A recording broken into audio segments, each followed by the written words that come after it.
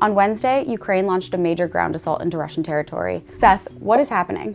What Ukraine is doing right now is conducting a joint air-ground operation into Russian territory. So most of the war has been fought in Ukraine.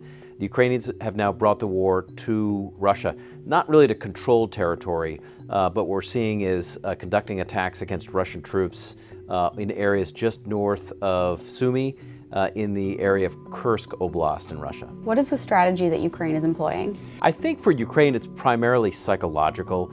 They want to bring the war home to Russians, Russian television, Russian radio, Russian social media platforms, that this war that Russia started is now impacting them at home. The Russians have suffered over 500,000 casualties since the war began. It's now bleeding into Russia itself. The Ukrainians want to stop them from doing it. That's the hope here.